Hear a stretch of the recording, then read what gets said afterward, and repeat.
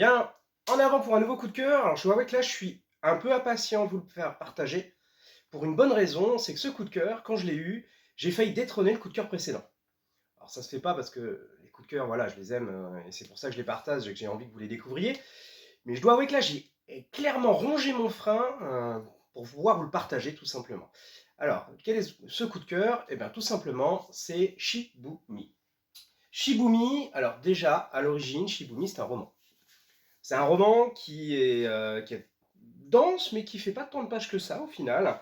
Pourtant, quand vous voyez hein, la taille de l'album, parce que là vous l'aurez compris, c'est un one-shot, c'est une histoire complète, la taille de l'album, donc vous vous dites, bah, il doit y avoir des choses.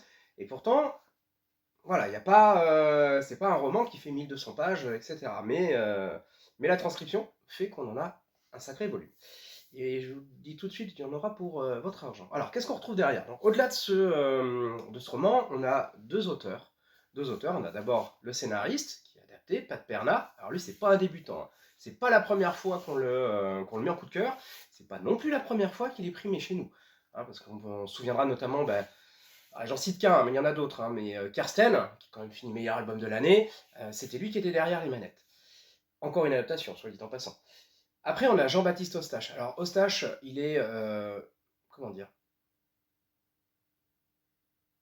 Ouais, c'est long, hein, mais j'ai du mal à trouver mes mots parce qu'il change de genre. Hein, il y a pas mal de choses. Moi, je me souviens de Clockwork, par exemple, où je me souviens encore, ça vous fait paraître bizarre, mais Assassin's Creed, il a fait une très bonne adaptation dessus. Voilà, c'est quelqu'un qui change vraiment de genre, et, et même son style graphique, il est adapté. Pas adaptable, adapté. C'est vraiment, on voit vraiment, c'est lui derrière qui arrive à trouver son style, donc c'est vraiment un bonheur de le retrouver. Alors, maintenant, Shibumi, vous allez me dire, bon, c'est bien gentil tout ça, mais bah, l'histoire, c'est quoi? Eh ben, tout simplement, Shibumi, c'est l'histoire d'un tueur, un tueur à gages.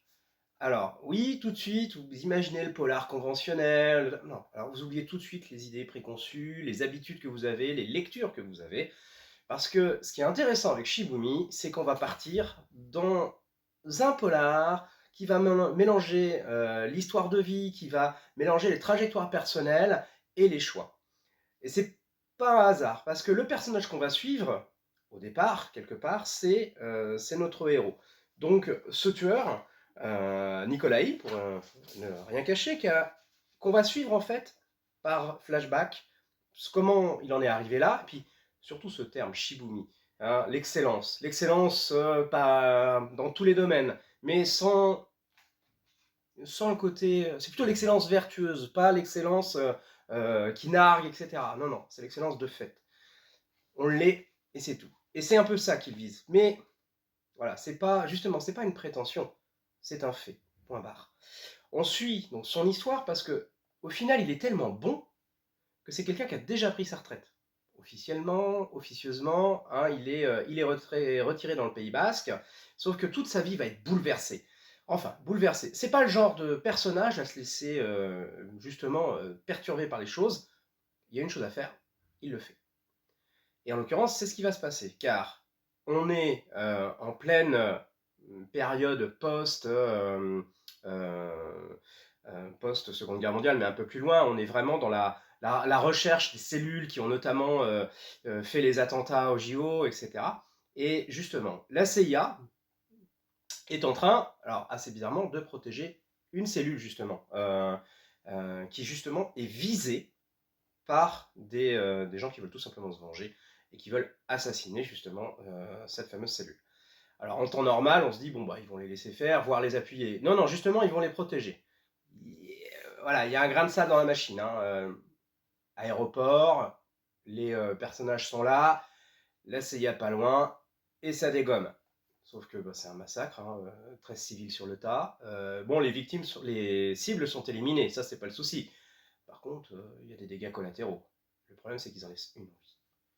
La dernière de la cellule, et pas de bol, elle a un lien indirect avec Nikolai. Qu'est-ce qu'elle fait? Elle va chez lui se réfugier en espérant justement pouvoir obtenir protection, vengeance et tout ce qui s'ensuit. Sauf qu'il n'est pas du genre à se laisser manipuler. Il a par contre un vrai sens de l'honneur, mais par contre pas un sens de l'honneur comme on l'attend. C'est-à-dire que, voilà, pas le truc bête où il dit, voilà, je te connais, j'ai une dette envers ton paternel, c'est le cas, donc je vais t'aider. Il y a un vrai sens de l'honneur. L'honneur, notamment, ce sera de la protéger elle. Par contre, il ne va pas trop falloir chatouiller, parce que clairement, là aussi, il risque d'y avoir des dommages collatéraux. Mais d'un autre côté, il y a la CIA qui a bien repéré où ça va se situer. Et là, ils se disent que si cet animal rentre dans le jeu, alors là, ça va exploser dans tous les sens. Sachant que ce personnage, comme je le disais, c'est un tueur renommé, efficace, et qui n'utilise jamais d'armes. En fait, tout ce qui est dans une pièce est potentiellement une arme, d'une feuille en passant par un crayon à un peigne. Laissez jamais rien porter de sa main, vous êtes mort dans les 2 secondes. Donc tout ça fait qu'il va se retrouver poussé à agir par certains, menacé pour qu'il n'agisse pas par d'autres, et lui, il a sa ligne de conduite, et il va aller jusqu'au bout, quels que soient les dommages. Alors autant dire qu'avec un personnage comme ça, on se dit mais waouh, on n'est pas sorti de l'auberge. Ben, c'est justement tout ce qu'on va découvrir, mais plus encore découvrir en fait comment il s'est construit. Vie hors norme, élevé en Chine, a vécu aussi au Japon.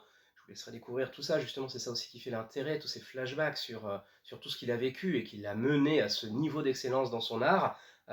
Et puis, bah, tous les antagonismes, parce que forcément, il y a des dettes contractées, il y a du personnel qui vient s'y mêler. Lui n'entre pas en cause dans le personnel, par contre, les autres ont tous un lien personnel avec lui. Et chacun a une raison de l'agir, de vouloir l'éliminer ou de le pousser à agir, justement.